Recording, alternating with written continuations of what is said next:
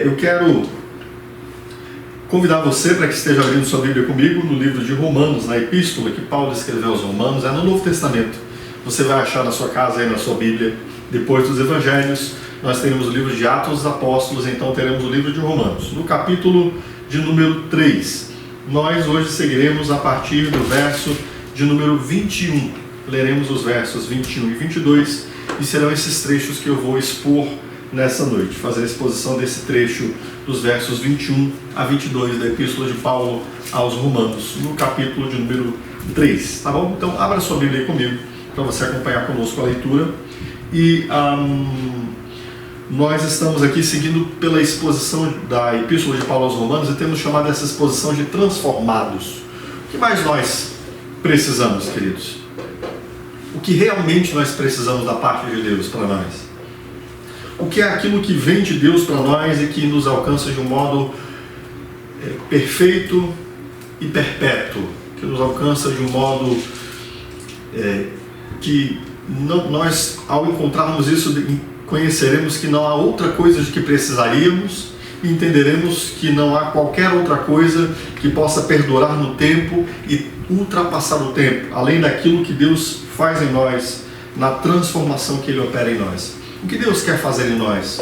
Quais são os propósitos de Deus para nós? Não há outra coisa mais importante senão essa transformação, queridos. E é sobre isso que é o Evangelho.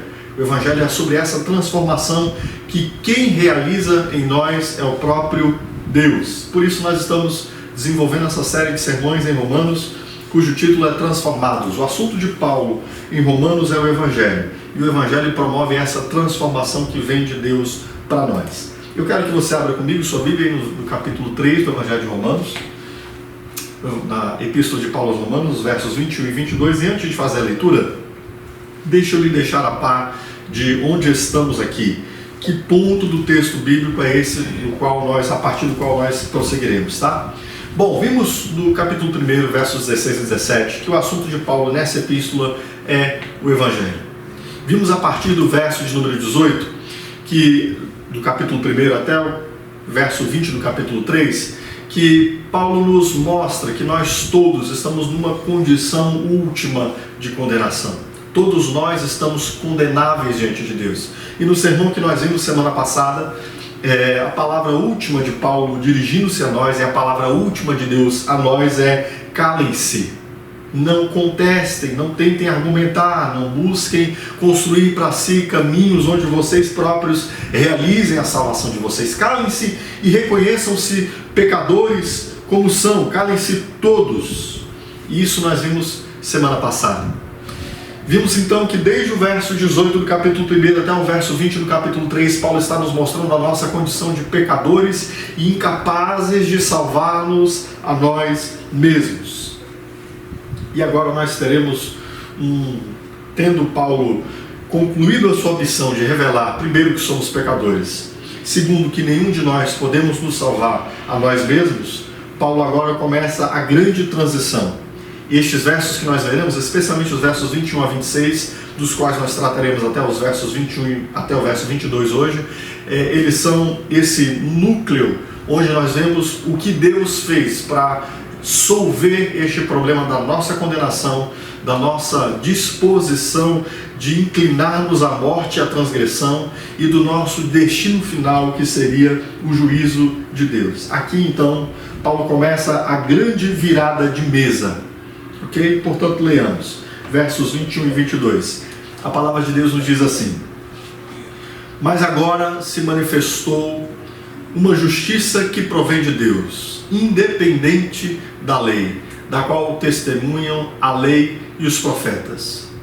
Justiça de Deus mediante a fé em Jesus Cristo, para todos os que creem. Não há distinção. Amém?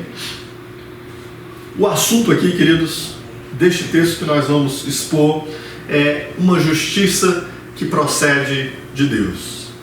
O que nós vimos até aqui, queridos? Nós vimos até aqui que quando nós nos apresentamos diante do tribunal de Deus, não há em nós justiça que nos permita sermos livres do julgamento de Deus. Não há em nós não temos esse recurso. Nós vemos que se nós nos apresentarmos diante do tribunal de Deus, nós veremos que estamos em condição de condenação, todos nós. Por isso Paulo nos disse no final no sermão que vimos semana passada, para nós nos calarmos em reconhecimento e confissão silenciosa diante do tribunal de Deus. Contudo, esse texto aqui, queridos, ele nos apresenta uma justiça que procede de Deus. E eu quero expor esse texto aqui, frase a frase a você, a fim de que nós possamos ir entendendo essa justiça que procede de Deus. Paulo começa esse período aqui com uma grande expressão, mas agora se manifestou. Esse mais aqui, queridos, é o que nós chamamos na nossa língua, né, de conjunção adversativa. O que é uma conjunção adversativa? Quando nós vimos construindo uma ideia e ao invés de chegarmos à conclusão óbvia daquela ideia, nós chegamos a uma conclusão completamente oposta, nós usamos conjunções dessa natureza, né? Mas, porém, contudo, entretanto. E o que isso sinaliza, queridos? Sinaliza que nós vimos num curso onde inevitavelmente chegaríamos a um fim, que todo esse raciocínio elaborado mostra-nos que ele seria inevitável. Contudo, apresenta-se diante de nós um grande mais, e esse mais aqui eu tenho a ousadia de dizer que é a conjunção adversativa mais importante jamais escrita em qualquer texto. Você não vai encontrar em nenhum outro texto, de qualquer outra literatura, escrita das quais qualquer homem possa acessar, uma conjunção que tenha um peso tão grande. Porque nós estávamos, queridos, diante de um quadro que falava da nossa total e completa corrupção, da nossa total e completa condenação, de um estado no qual nós nunca poderíamos nos ver livres por quaisquer recursos que nós tivéssemos à nossa disposição. Mas a palavra de Deus apresenta aqui essa conjunção, mostrando que o quadro todo, ele muda de uma forma radical, abrupta, absoluta e irrevogável. O apóstolo Paulo começa com essa conjunção, mais o que? Mas agora se manifestou uma justiça que procede de Deus. Mas agora se manifestou. Esse advérbio de tempo, agora, neste momento, aqui, ele traz duas ideias importantes. Este agora no sentido de que no tempo em que vivia o apóstolo Paulo, na proximidade dos seus dias, houve uma revelação de Deus, uma manifestação de Deus, trazendo uma completa modificação de todas as causas possíveis daquele quadro que era apresentado. Deus se revelou naquele tempo, naquele agora, naquele momento. Aquilo foi um tempo oportuno em que Deus revelou-se na história a partir do seu Filho, Jesus Cristo, e aquele agora foi um agora onde Deus se faz conhecido e manifesto como nunca. Em Cristo Jesus, o apóstolo Paulo está dizendo, nós temos uma manifestação, Deus se manifesta, Deus se revela, e as promessas que antes estavam nas sombras, agora vêm à luz e se tornam patentes diante da luz do dia, mas agora se manifestou. Quando nós olhamos, por exemplo, em Colossenses, capítulo 1, verso 16, o apóstolo Paulo usa o mesmo verbo, phanero, manifestar. Ele diz que o mistério que esteve oculto desde todos os séculos, antes das gerações, agora foi manifestado aos seus santos. E que mistério é esse? É o próprio Cristo. Aquilo que Deus vinha falando em entrelinhas, aquilo que Deus havia apontado antigamente, aquilo que havia sido visto por sombras ou por silhuetas, agora se apresenta diante da luz. Deus manifesta o seu Filho. E é exatamente isso de que Jesus está. Aqui Jesus está se referindo quando em Marcos capítulo 1, verso 15, Jesus diz que o tempo está cumprido. Que tempo, queridos? O tempo em que Deus se manifesta. Este agora que Paulo fala. Houve um momento na história onde Deus manifesta. O que? Deus manifesta Cristo. E Paulo interpreta do seguinte modo: mas agora, diz-nos o texto que nós lemos, se manifestou o que? Uma justiça que provém de Deus. Essa revelação de Cristo na história e no tempo, ela é concomitante, ela se dá ao mesmo tempo, ou seja, ela própria é a manifestação também da justiça de Deus, ou de uma justiça que vem de Deus, queridos. E Deus manifestou em Cristo não apenas seu Filho amado, não apenas o seu amor pelo homem, não apenas o seu propósito de salvação, mas Deus manifestou uma justiça que provém dele. Portanto, vimos que esse mais é a grande conjunção adversativa de todo o texto jamais escrito. Vimos que agora, naquele tempo que Paulo está escrevendo, Deus está manifestando a sua justiça por meio de Cristo, a quem Deus revelou, e Ele está mostrando-se um Deus que revela quem Ele é. Mas existe uma questão importante aqui, querido. Que questão importante? Este mais agora, é importante que nós o entendamos não apenas como um tempo lá e então, quando nós ouvimos dizer que Deus havia enviado seu Filho, Ele havia encarnado e Ele começou a revelar de si mesmo a nós. Este mais agora também é um tempo para a sua vida hoje, é um tempo de oportunidade hoje, um tempo para que você hoje descubra isso. O que? Uma justiça que procede de Deus.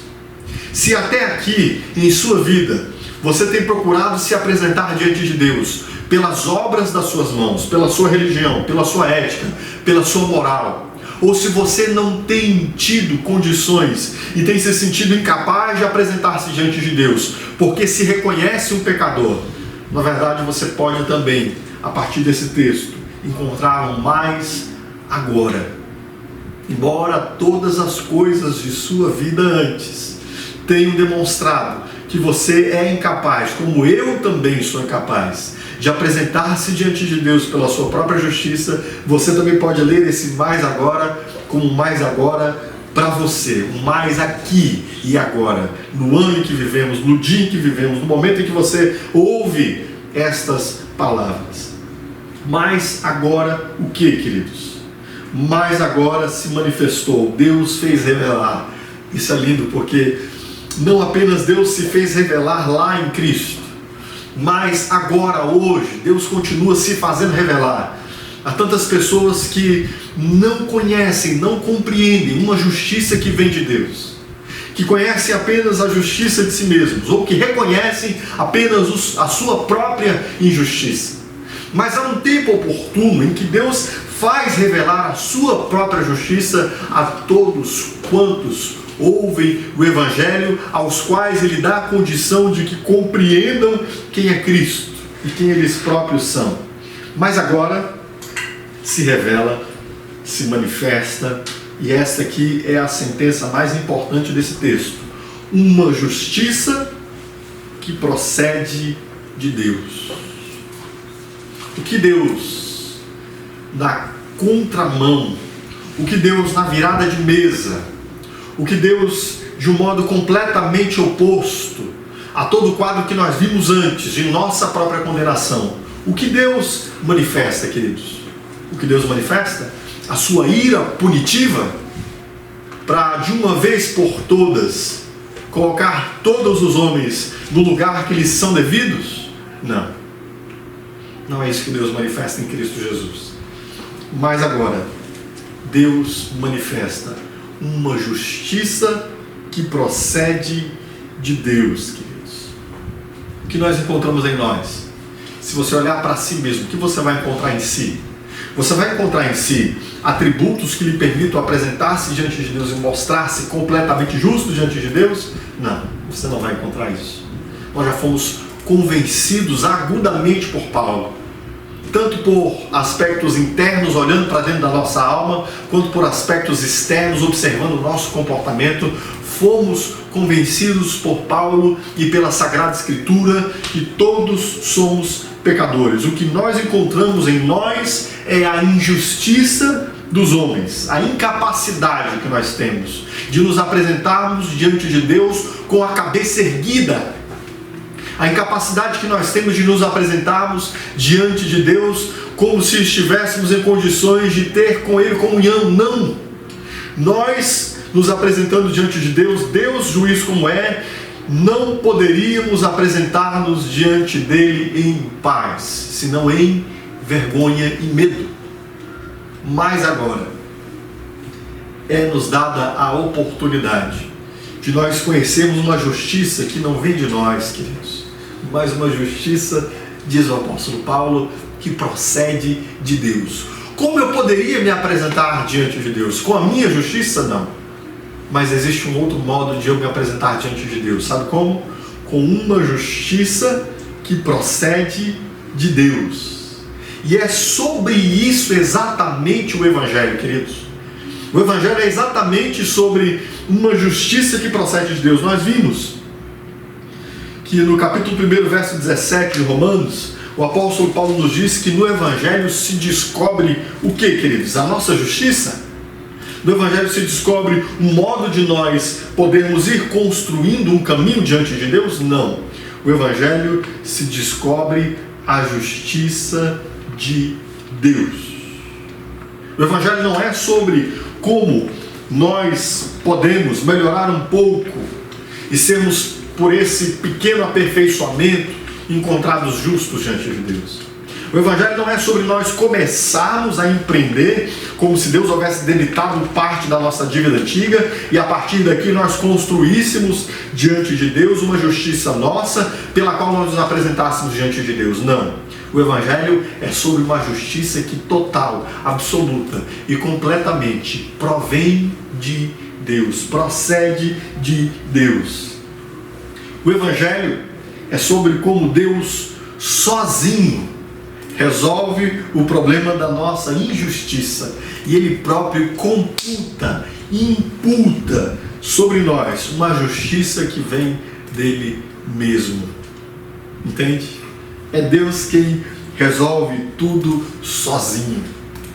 Não há aqui dedo, participação de ninguém. Não houve ninguém que pudesse se levantar ao lado de Deus para promover a salvação dos homens. Não havia ninguém capaz. Não há 1 centímetro quadrado de nossa vida que não precise ser preenchido completamente por Cristo. Não há 1 metro, um côvado, uma linha que você possa acrescentar à sua existência. Na sua justiça, não há uma palavra sequer que você possa dizer que acrescente qualquer coisa a quem você é diante de Deus, senão apenas aquilo que você pode receber de Deus mesmo.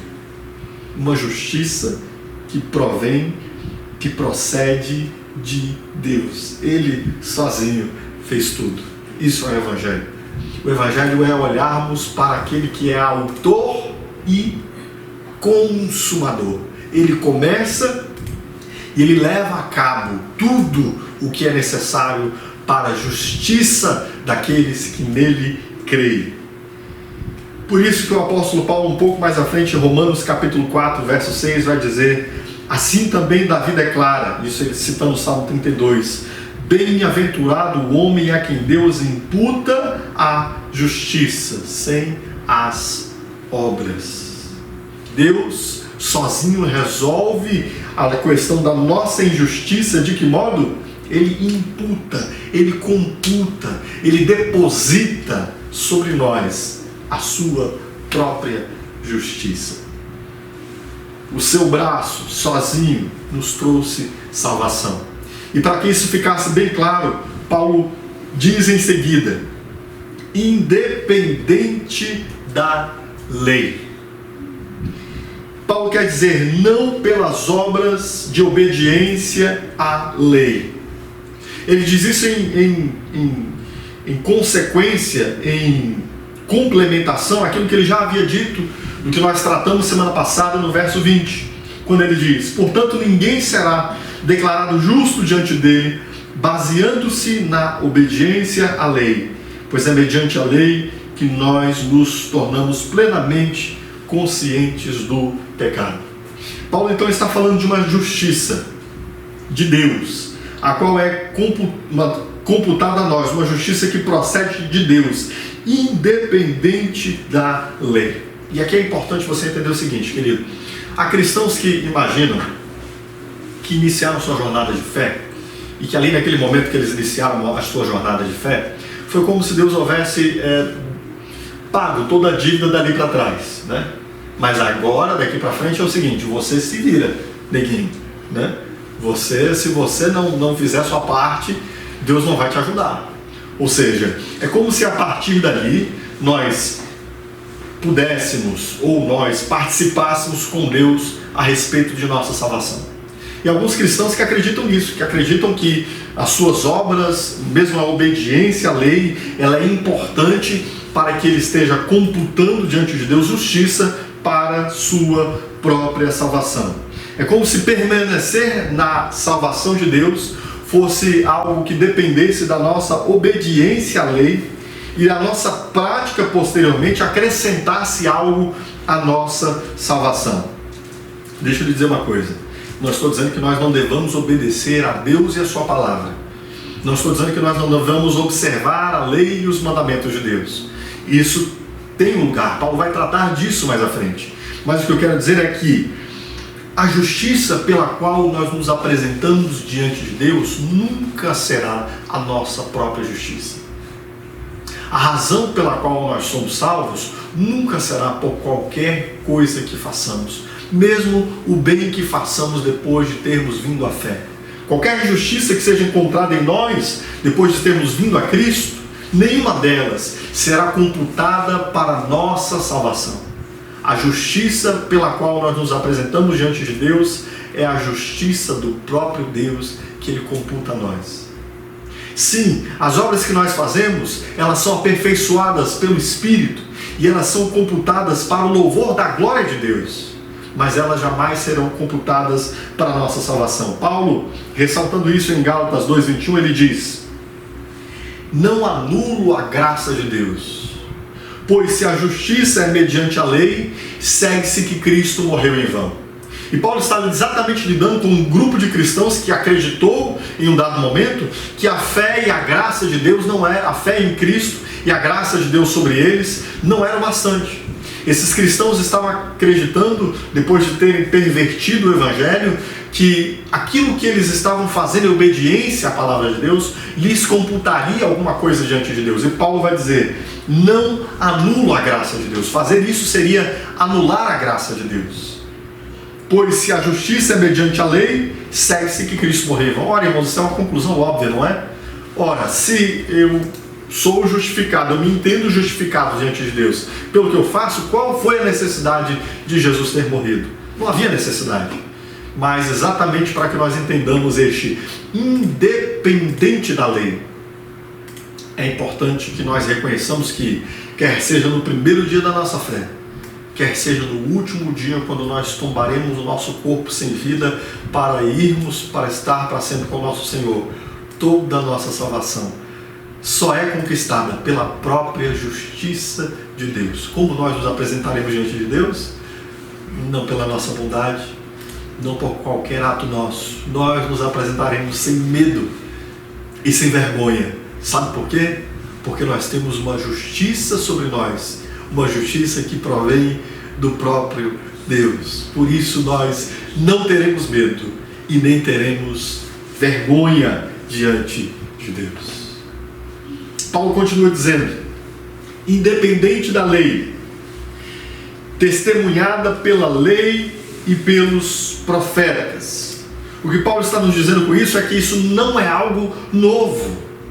Paulo não está trazendo uma novidade ao povo de Deus. Paulo não está revelando algo de que os judeus já não deveriam saber. Os judeus que faziam parte da igreja de Roma e que também eram objeto dessa mensagem. Paulo está nos dizendo que há muito na Sagrada Escritura, Deus já havia dado fortes evidências e sinais de que nenhum homem pode apresentar-se diante dele pela sua própria justiça. Observe, quando Adão peca contra Deus, e ele e sua esposa tentam cobrir-se com folhas, o que Deus faz? É Deus quem providencia para Adão e para Eva uma roupa de pele de animais que permitiria que eles estivessem diante de Deus sem vergonha. De onde provém o livramento daquela vergonha?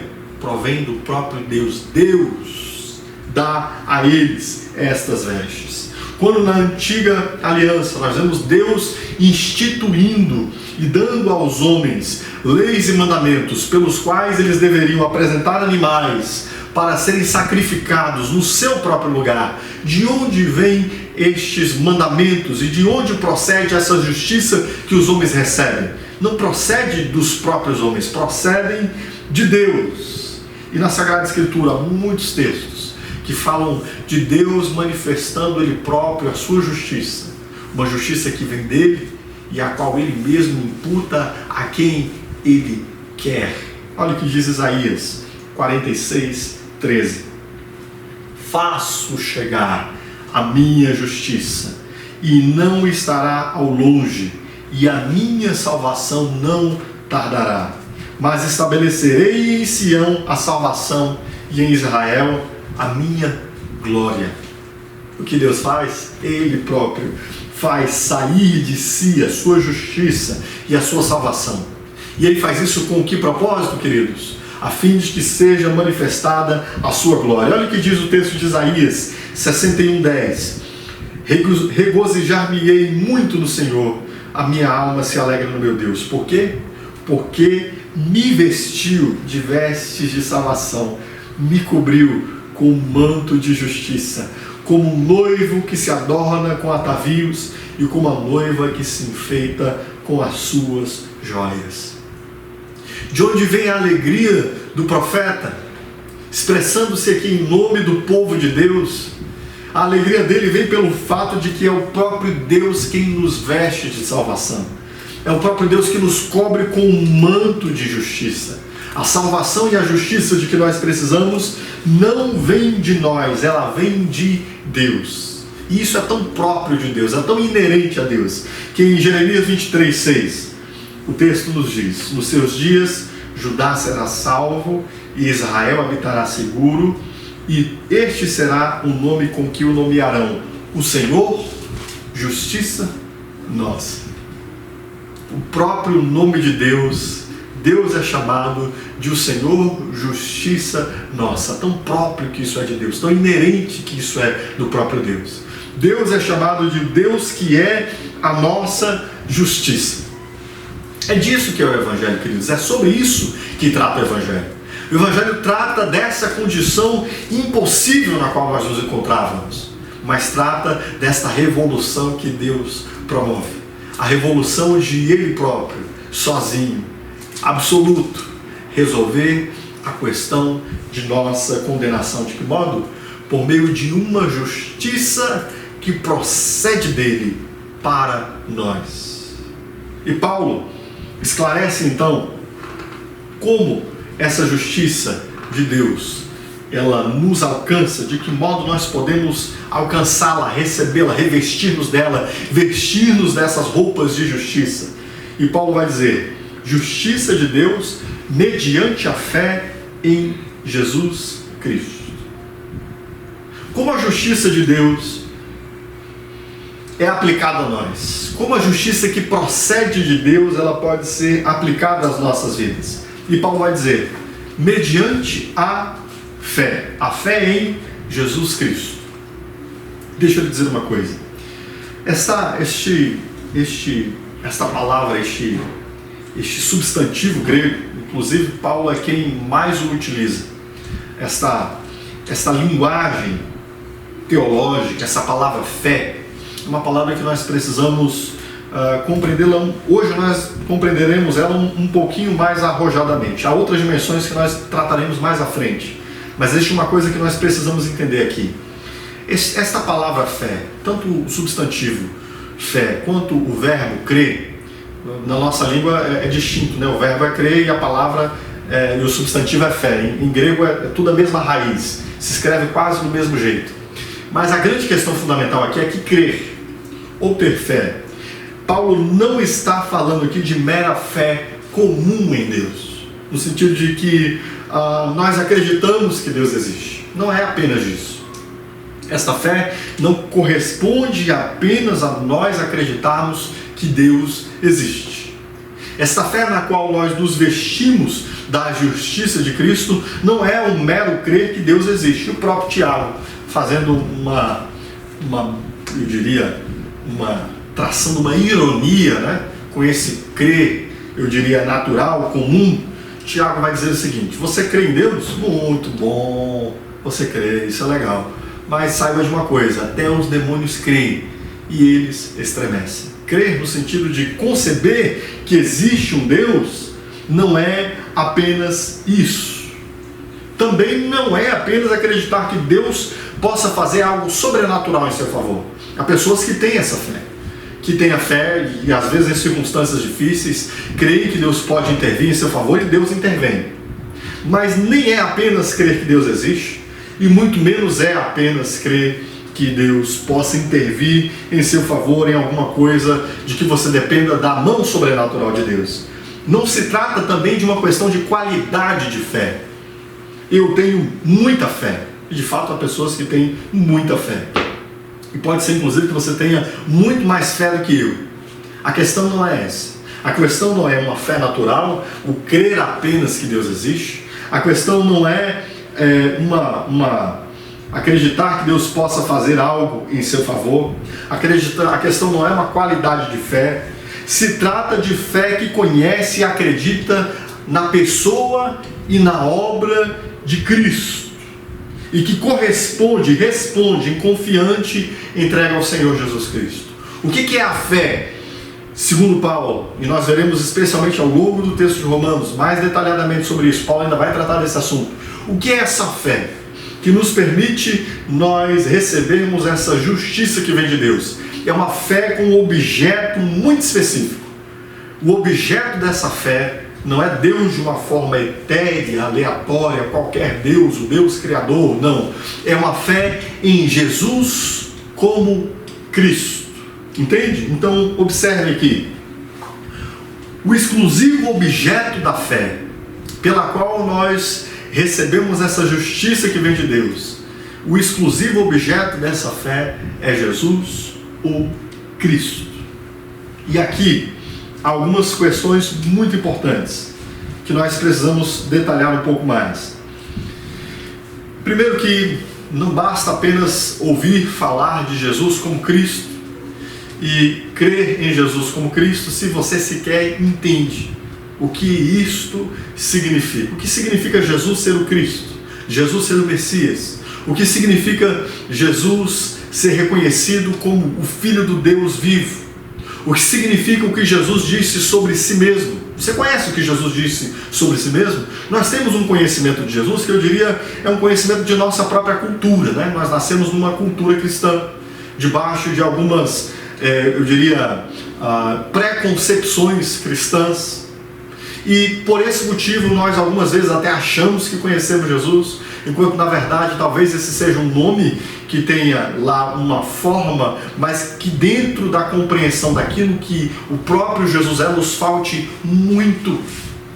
E eu quero dizer para você que a fé que Deus espera de nós é uma fé que compreenda quem é Cristo e o que Ele fez. Deixa eu lhe dizer uma coisa, querido, preste atenção.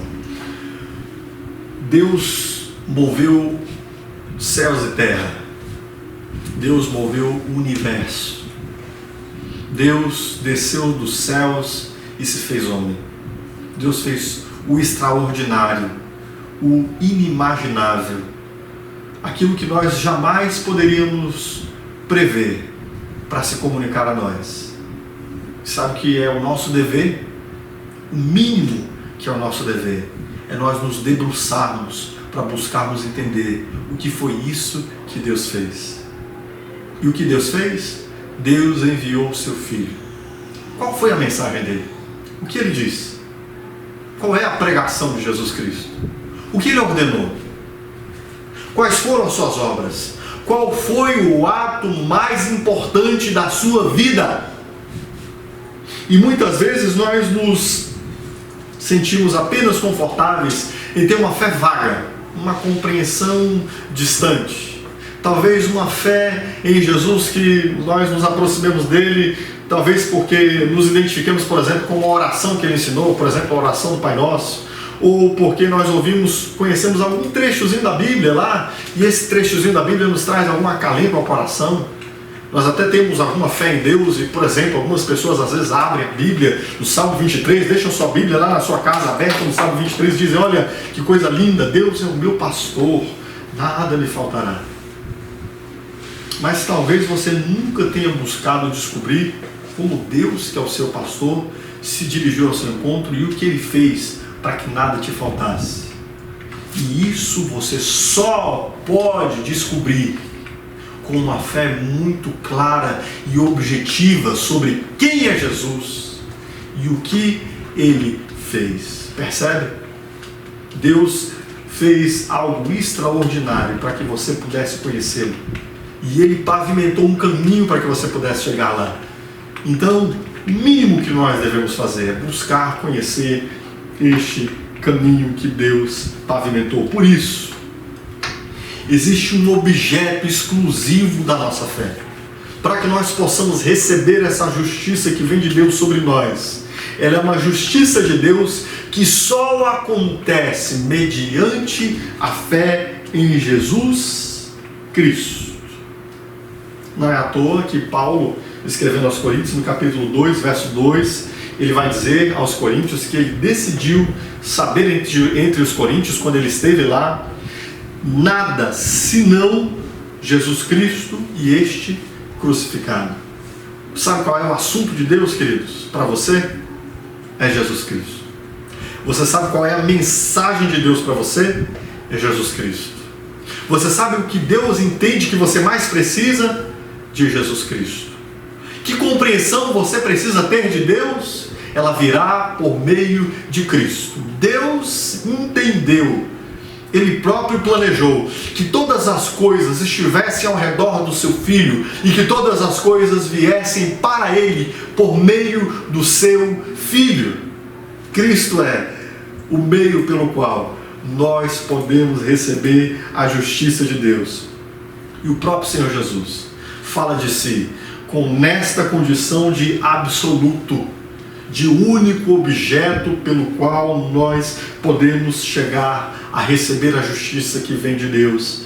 Em João capítulo 3, versos 12 a 15, o Senhor Jesus diz assim, 13 a 15, o Senhor Jesus diz assim: ora, ninguém subiu ao céu, senão aquele que de lá desceu, a saber, o Filho do Homem que está nos céus. E do modo por que Moisés levantou a serpente no deserto, assim importa que o Filho do Homem seja levantado, para que todo o que nele crê tenha a vida eterna. O Senhor Jesus está dizendo aqui que, do mesmo modo como houve uma praga no meio do povo de Deus, por causa da desobediência e do pecado do povo, e Deus permitiu que uma hoste de serpentes estivesse entrando no acampamento de Israel e pecando as pessoas, e as pessoas estavam morrendo pelo veneno daquelas serpentes. E Deus ordenou a Moisés então que fizesse uma imagem de uma serpente, erguesse ela num mastro, e essa imagem da serpente, ao olharem para aquela imagem daquela serpente, as pessoas seriam livres da morte, daquela picada.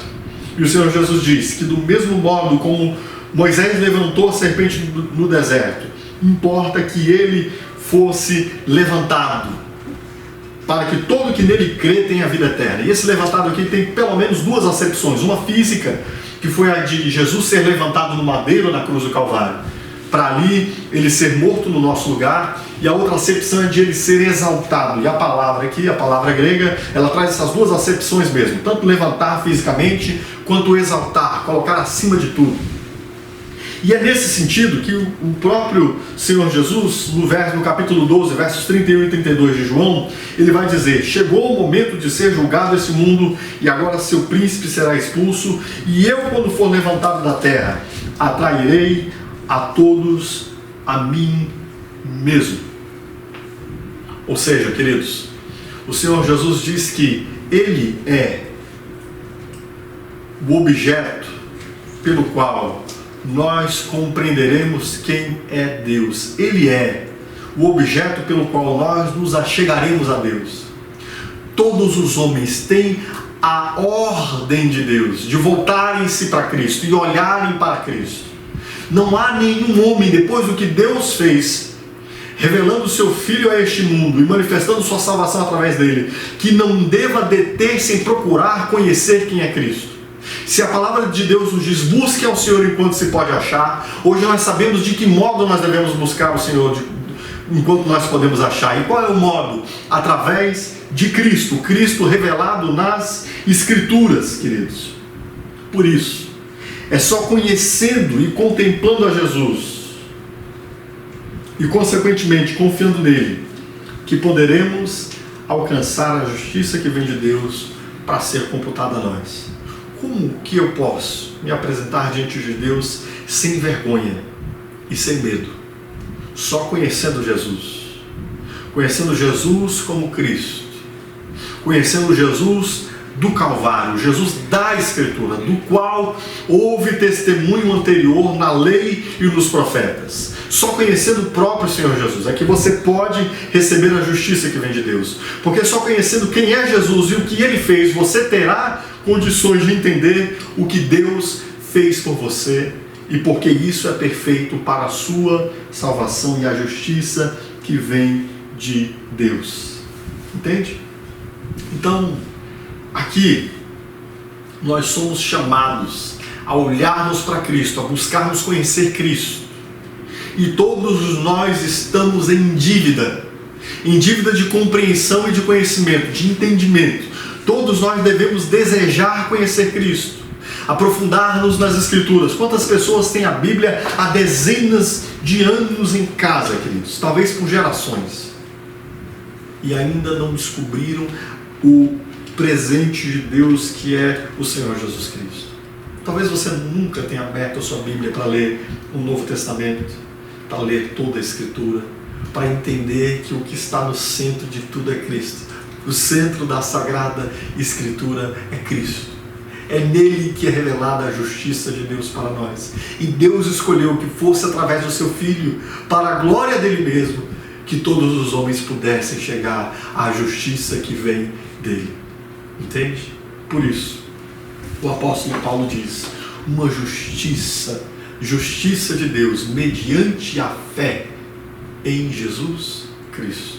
Essa fé, então, é compreender quem é Jesus, o que ele fez e confiar nele, entregando-se a ele. Falarei mais sobre isso mais à frente. O apóstolo Paulo vai desenvolver mais esse aspecto do entregar-se a Cristo, render-se a ele como Senhor. Mas aqui a ênfase está no objeto.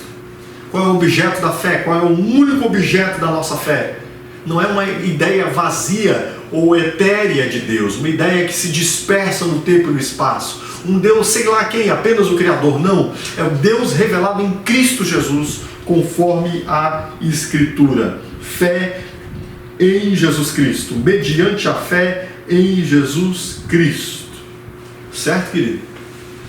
Entenda isso. Se você até aqui tem tido apenas um conhecimento, uma compreensão, um entendimento de tradição sobre quem é Jesus, ou uma compreensão, conhecimento, entendimento de ouvir falar quem é Jesus, e talvez para você Jesus seja apenas mais uma pessoa que talvez não seja nem a primeira pessoa a quem você recorra. Talvez haja alguns santos a quem você recorre antes. Talvez haja algumas entidades a quem você recorre antes. Ou talvez você nunca nem tenha sabido que é através dele que nós chegamos a Deus. Eu quero dizer para você hoje, você precisa saber quem é Jesus Cristo. Porque é mediante a fé nele, só nele, que nós recebemos uma justiça que vem de Deus. Certo? E o apóstolo Paulo continua dizendo, para todos os que creem, não há distinção. E a ênfase de Paulo aqui, para todos, é no sentido de para todos os tipos de homens. Por isso, inclusive, que ele diz, não há distinção. Porque até aquele momento, depois de Paulo ter desmontado a expectativa dos judeus e dos religiosos, de que eles eram o único povo de Deus e que a esperança era apenas para eles e que eles estavam se achegando à justiça de Deus pela obediência à lei, Paulo desmontou que pela obediência à lei é impossível. E Paulo constrói, dizendo que todos quantos puderem crer, quer sejam judeus, quer sejam gentios, não há distinção.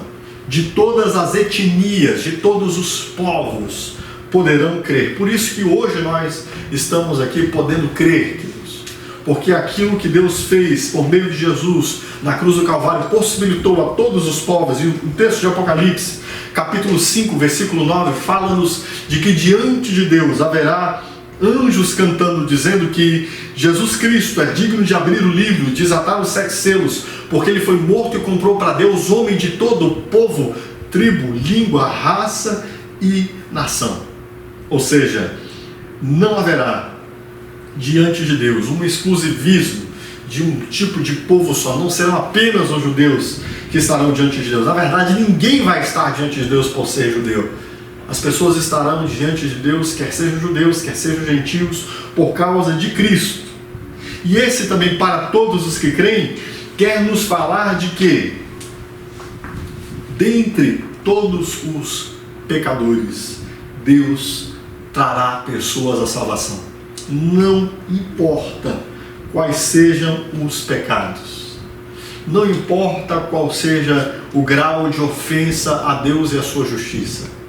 Não importa quão terrível seja o comportamento, a vida, as práticas, as obras de qualquer pessoa, todos podem vir a crer. Deus não fará, diante das nossas condições de pecadores, distinção entre pecador e pecador.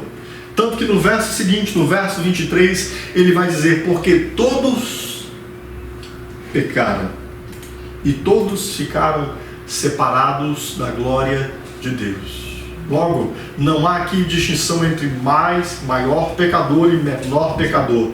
Para receber a justiça de Deus, todos estamos no mesmo patamar. Por isso é que estes versos lindos nos dizem aquilo que nós expressamos até aqui. O apóstolo Paulo diz: mas agora se manifestou uma justiça que provém de Deus, independente da lei, testemunhada pela lei e os profetas. Justiça de Deus mediante a fé em Jesus Cristo, para todos os que creem. Não há distinção. Por isso, meu amado, observe: o único modo de nós nos apresentarmos diante de Deus, vestidos com vestes dignas da sua glória, é recebendo do próprio Deus a veste que Ele mesmo teceu, para que nós pudéssemos vestir diante dele. Essa justiça pela qual nós podemos nos apresentar diante de Deus, sem medo e sem vergonha, é uma justiça que vem dele mesmo para nós. Ela vem de que modo? Ela vem mediante a fé em Jesus Cristo. Por isso você precisa conhecer Cristo. Por isso você precisa conhecer o que Cristo fez, quem Ele é, a fim de que você possa ter condições de responder em fé, em confiança. Porque sim, as exigências que o Senhor Jesus faz para que nós o sigamos são muito profundas, agudas, radicais. Mas quando nós conhecemos quem Ele é e o que Ele fez, nós conseguimos responder em confiança. Por quê? Porque nós sabemos que não há outro lugar, não há outra pessoa, não há outro modo pelo qual nós possamos responder e receber a justiça de Deus. Amém? Portanto, eu quero deixar alguns desafios aqui ao final desta exposição. E o primeiro deles é: não perca o tempo da manifestação de Deus, a manifestação pessoal a você. Eu disse que houve, o apóstolo Paulo trata disso aqui, um agora histórico, quando Deus faz cumprir na história as suas promessas e revela o seu Filho. Mas além deste agora histórico, que teve seu tempo entre nós, iniciou esse seu tempo entre nós há 2000 anos atrás, desde este mais agora, nós temos vivido, e cada uma das pessoas que ouvem o Evangelho são colocadas diante de um mais agora. Cada pessoa que ouve o Evangelho é colocada diante de um mais agora, a partir do qual você pode receber, ouvir e entender a manifestação de Deus por meio de Cristo Jesus e diante do que você precisa responder a Deus. Você precisa entender que existe um tempo de manifestação de Deus a você, na sua vida. Um tempo em que Deus vem de diversos modos e por meio de diversas pessoas e diversos mecanismos, manifestando Cristo, falando de Cristo, através do seu colega no trabalho, através dos seus familiares, através de um texto que você lê, através de um momento em que você abre a Escritura, através de um momento em que você ouve um hino escrito sobre a verdade da Escritura. Através desses tempos conturbados que nós estamos vivendo, existe um tempo oportuno mais agora para você. E por isso, fica esse chamamento, não perca o tempo da manifestação de Deus pessoalmente a você. Ouça esse mais agora. Se Deus está te chamando para conhecer mais de Cristo, não perca tempo. Não seja negligente. Não deixe para amanhã. Não faça como o curso de inglês que algumas pessoas vêm fazendo aí há décadas, né? Ano que vem eu começo um curso de inglês. E ele continua no verbo to be. Ano que vem eu começo a ler a Escritura. Quem sabe ano que vem eu comece a buscar saber quem é Jesus. Eu vou visitar uma igreja ano que vem. E aí as pessoas ficam nessa dinâmica, não é? Não, meu querido, por favor. Pelo amor à sua própria alma, não perca o tempo da manifestação de Deus a você. O tempo em que Deus está vindo em sua direção, revelando sua palavra a você, a fim de que você possa aproveitar esse tempo como esse tempo da grande transição na sua vida, onde você sai da condição de vergonha e medo para a condição de apresentar-se em paz diante de Deus. E Paulo falará sobre isso no capítulo 5 de Romanos, essa paz que agora nós temos diante de Deus. Por isso que ele fez, por computar a nós a sua justiça. Trataremos disso mais à frente, mais profundamente. Mas aqui eu quero dizer para você, não perca o tempo dessa visitação. O segundo desafio, o segundo chamamento que quero trazer essa noite, à luz daquilo que nós vimos nesse texto, é que você atente. Uma fé comum em Deus não conduzirá à justiça de Deus. Paulo já provou que nós não o temos tratado como Deus. Uma fé comum em Deus, às vezes nós nos achamos bons e justos porque nós cremos em Deus, tem um certo temor de falar em Deus, não fala o nome de Deus em vão, mas Paulo já nos demonstrou, e nós vimos isso no sermão passado, que nenhum de nós tem uma fé verdadeira em Deus. O apóstolo Paulo disse o que nós não somos. Ele vai dizer, não há quem busque a Deus, não há quem entenda, pois todos se transviaram. Portanto, essa fé comum em Deus, deixa eu lhe dizer, queridos, isso não vai te assegurar de nada, porque diante de Deus não há quem entenda, não há quem o busque, todos se transviaram.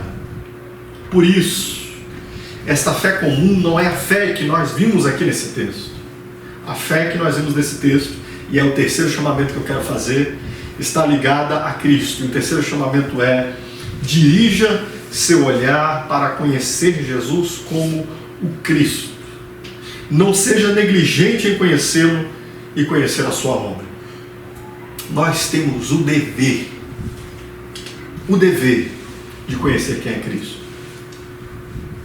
Imagine você que no tempo que nós não tivéssemos comunicação eletrônica como este, as pessoas se comunicavam por cartas. Eu me lembro ainda que escrevi cartas para minha noiva, que hoje é minha esposa. Nós éramos noivos, éramos namorados, eu escrevia muitas cartas para ela. E eu tinha um prazer de pegar as cartas que ela escrevia para mim também e ler, Eu lia avidamente, com muita fome de ouvir aquelas palavras, nem que fosse para ela só falar do que havia acontecido ali naquele momento do dia, enfim. E geralmente era assim, A gente se encontrava para conversar e saímos dali, geralmente à noite, eu trabalhava durante o dia, e naquela noite mesmo ela escrevia para mim, eu escrevia para ela. E a gente dava um jeito de, na manhã do outro dia, antes de a gente ir trabalhar ou ir estudar, a gente trocar a carta. A gente tinha acabado de se ver, mas eu já morria de vontade de ler aquelas cartas. Agora imagine se eu escrevesse uma dessas cartas e ela dissesse, não, Outra hora eu leio, eu escrevendo ali com tanto amor, com tanta vontade de ela entender, né, o meu coração diante dela, ela tratasse isso, e de repente eu chegasse na casa dela e encontrasse lá 10, 15, 20, 30 cartas empilhadas. Seria triste para mim, né? Enfim, por isso eu quero lhe dizer, você tem o dever de saber quem é Cristo. Cristo é a mensagem de Deus para você. Deus escolheu um jeito de falar como Ele ama e como Ele pode te salvar. E esse jeito de falar isso foi através da palavra encarnada, o verbo vivo que desceu dos céus, que é Cristo Jesus. Por isso, dirige o seu olhar para conhecer Jesus como Cristo. Não apenas para conhecê-lo evanescentemente, não apenas para conhecê-lo como uma palavra que nós temos no nosso vocabulário, mas que não constitui em significado para nós. Você precisa dirigir o seu olhar para conhecer Jesus como o Cristo das Escrituras. E onde está isso? Está na palavra de Deus, querido. Ouça a palavra de Deus pregada. Estude a Sagrada Escritura. Compreenda quem é o Jesus da Escritura, porque Deus tem para você uma mensagem que é o seu próprio Filho. E a fé que nos permite nós apropriarmos-nos da justiça que vem de Deus é uma fé em Jesus como Cristo. Se você já olhou para Cristo, o quarto chamamento, se você já olhou para Cristo, confie nele, se renda a Ele como seu Senhor e receba a justiça de Deus. Esta fé em Jesus Cristo, ela diz respeito a nós respondermos em confiança. Porque o Senhor Jesus nos chama para crer nele e para tê-lo como Deus e Senhor da nossa vida. E à medida que você já tem começado a compreender quem é Cristo, e que você já tem o fundamental, a partir do que você entende que precisa e pode tomar uma decisão de se render a Cristo, faça isso, não retarde este tempo desta resposta a Deus em Cristo, querido. É só mediante o crer em Jesus Cristo que nós recebemos essa justiça que vem de Deus. Esta mensagem de Deus para nós exige uma resposta, e a resposta é crer. E crer não é apenas compreender, crer é responder a Cristo. E o apóstolo Paulo vai descrever isso muito bem em Romanos capítulo 10, verso 9. Se com tua boca confessares a Jesus como Senhor e em teu coração creres. Essas duas coisas são aspectos da fé. A confissão e o acreditar. Esta confiança no que Cristo fez, a ponto de eu confessá-lo como meu Senhor e esse acreditar naquilo que Ele fez. Se você já tem tido condições de saber o que Cristo fez e quem Ele é, portanto, responda rendendo-se, confiando e rendendo nós fomos rebeldes a Deus, rendendo a sua rebeldia a Deus, sujeitando-se ao senhorio de Cristo. É para isso que nós somos chamados em Cristo. E o último chamamento que eu quero fazer é que a salvação é para todos os pecadores, pois nenhum deles está desculpável ou inalcançável. Essa é a ênfase que Paulo está dando aqui, quando ele nos diz que a justiça de Deus mediante a fé em Jesus Cristo para todos os que creem não há distinção. O que Paulo está dizendo é que nenhum dos pecadores é desculpável. Nenhum de nós podemos nos desculpar diante de Deus. Por outro lado, nenhum dos pecadores é inalcançável. Nenhum. Não importa quão grande seja a violência do pecado que nós tenhamos cometido contra Deus, porque muito maior foi a violência que o seu Filho sofreu na cruz para nos dar salvação. Para um grande pecador, há um extraordinário e grandioso Salvador. Por isso, você pode sim responder a Cristo, não importa o tamanho do seu pecado. Ele fará que todo aquele que nele crê receba a justiça que vem de Deus. Amém? Portanto, quero orar com você nessa noite especialmente diante desses chamamentos, esperando que você possa responder a Deus em fé, que você possa responder a Deus em alegria, que esse chamamento para começar a conhecer a Cristo, que nós veremos a partir daqui, aprofundaremos nisso, especialmente semana que vem. Semana que vem nós trataremos de 3 assuntos que são extraordinários na Escritura. Fala sobre a justiça, a justificação, a redenção, essas obras extraordinárias que Cristo fez por nós e a propiciação. Nós entenderemos um pouco mais sobre o que Cristo fez. Portanto, continue crescendo na compreensão de quem Cristo é. Renda-se a Ele. Entenda que se você não pode se apresentar diante de Deus pela sua própria justiça, e eu também não posso, nenhum de nós pode, existe uma justiça de Deus para nós, para que nós possamos nos apresentar a Ele. Ele fez tudo. Quero orar com você nesse momento, dando graças a Deus por tudo isso que Ele fez e rogando a Deus que Ele possa estar nessa noite provocando você a conhecer Cristo, a buscar saber quem é Cristo, a ter fé em Cristo, a fim de que você possa ter esperança, sabendo que não importa quão grande pecador você seja, Ele é o grandioso Salvador que pode te alcançar, amém? Oremos juntos. Senhor Deus, a Tua Palavra nos mostrou, Senhor, exaustiva e profundamente, que nós não temos condições de virmos nos apresentar diante de Ti por nossa própria justiça. O Senhor nos revelou, nós vimos isso, que nós negamos a Ti, que nós trocamos a Tua glória, que nós adoramos outros deuses em Teu lugar. A Tua Palavra nos mostrou que nós continuamos resistentes em desculpas, e a Tua Palavra, por fim, nos ordenou que nós nos calássemos diante de Ti. Mas o Senhor manifestou um modo de nós nos apresentarmos diante de Ti, de nós termos confiança diante do Teu tribunal, Senhor. E este modo é pela fé em Jesus Cristo. Obrigado por Jesus Cristo, Senhor. Obrigado por nos manifestar Teu Filho, porque ainda hoje o Senhor continua revelando quem é Jesus pela Sagrada Escritura. Obrigado pela Tua Palavra, Senhor. A Tua doce, santa e linda Palavra, que continua nos mostrando o Senhor Jesus, do mesmo modo como os apóstolos viram. Obrigado pelo Teu Espírito, que hoje nos revela quem é Cristo por meio da Tua Palavra, e nos permite subirmos ao monte da transfiguração para contemplar a glória de Deus na face de Cristo e termos uma experiência viva, Senhor, de crer sem tê-lo visto.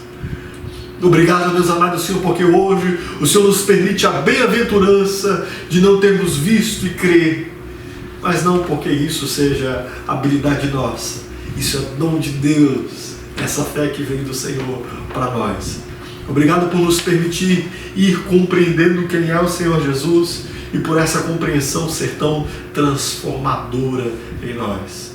Obrigado pela paz que nós temos hoje, Senhor. Uma paz que excede a todo entendimento. A paz que é decorrente do fato de que nós sabemos que hoje somos encontrados justos diante de Ti, não por causa de nós, mas apenas por causa do Teu Filho.